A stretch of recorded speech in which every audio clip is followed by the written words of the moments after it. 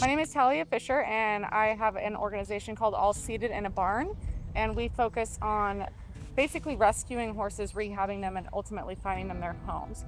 We are this weekend at a big auction in Texas that also operates as an export for horses to slaughter. So our goal is to help as many horses as we can while we're here this weekend.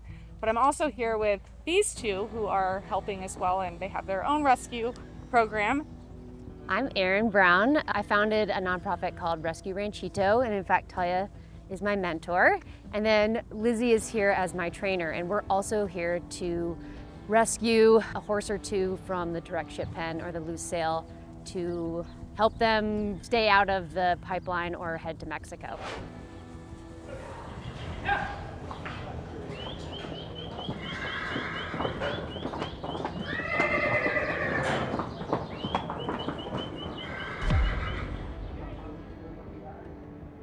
Shit, fuck, usually are the first two things that go through my mind when I go through an auction like this or come to any situation like this. It's just very overwhelming because it never stops.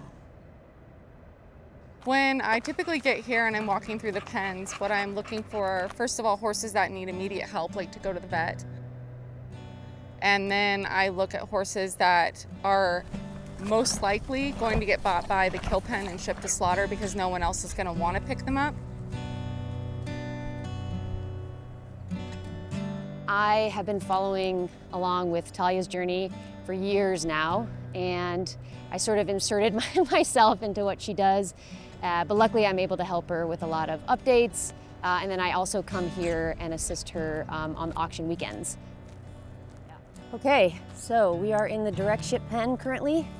All of the horses out here are already owned by the kill pen, so they will all be shipping to Mexico on Monday. Of course, unless we can save them. So normally we focus on these horses on Monday, and we'll focus on the loose sale horses today for the auction tomorrow. But obviously the goal is to save as many lives as we can. Otherwise, they end up in the hands of traders, or they end up in the kill pen and then shipping across the border to Mexico for slaughter. So we are here to identify horses that are in bad shape and really need us, and then start raising funds to get ready to bail them out tomorrow. So we're gonna go see a baby horse. I'm just guessing this thing was born last night. You saw right, Mama?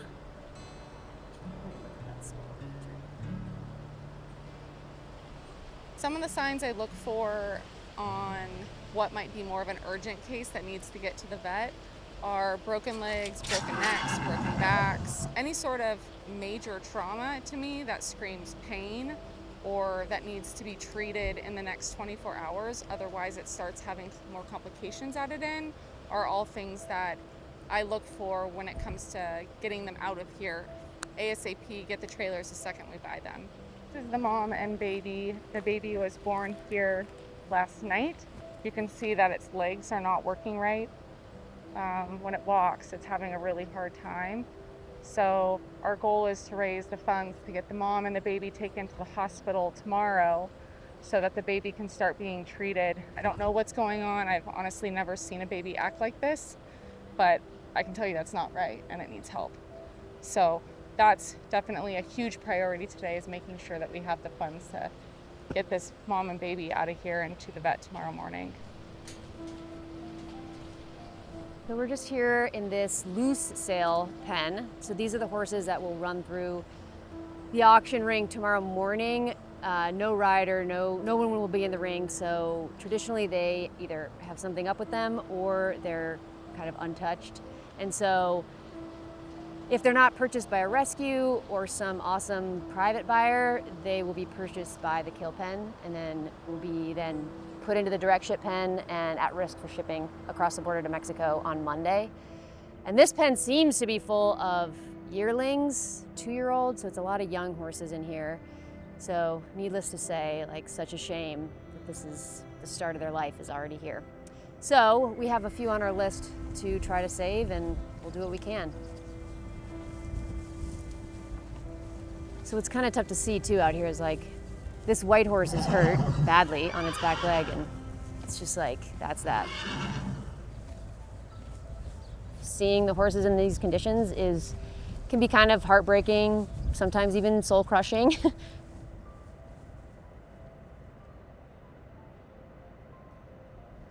So the gray one, I don't know. Very pushy, probably someone's pasture pet. But we have that one on our list just for how friendly it is. But that can sometimes mean they're going to come with a lot of bad habits when they're that in your space and don't know any manners or respect boundary lines. The baby right here, I feel good about. Concerned about the front right. He limps on it when he walks. So that'll be one that'll definitely have to get x-rays to see what's going on. But super sweet baby, so we definitely have to help that baby. Otherwise, the kill pen's just going to buy the baby, and the baby will end up just way worse, if not to Mexico, which is the worst of the worst. So that's kind of where we're at right now with that pen. Not knowing the background of a lot of the horses, especially, is really hard. I mean, essentially, you are being an investigator. You've got to first let them decompress so they start feeling better. Because when they start feeling better, their true colors come out. Their demeanors in the kill pens and the auctions are totally different than when you get them home and they start feeling better and getting proper feed and diet and vet care. There's always a reason why the horses are discarded. You just gotta have the patience and the time to figure out exactly what that reason is. Both of these horses need to be put down. This one basically has a broken knee, broke something in the knee at some point, so that's what that huge softball is. It's all calcification from him trying to compensate walk. And that one you can very visibly see the front feet are super long, but the front right, the one that's closest to us, is all bad. That's just all bad. There's no fixing that. Like, even if you do x-rays, it's a guarantee that's not going to be okay. So we don't buy them.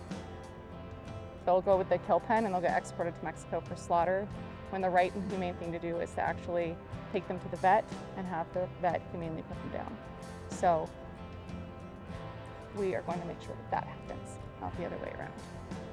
My goals for our rescue effort, all seated in a barn, are to just continue to really push education, advocacy, and spreading awareness. I'm huge on that because I truly believe that the more people learn about this industry, the more they're going to want to speak up about it, which will ultimately hopefully lead to the change that should have already happened.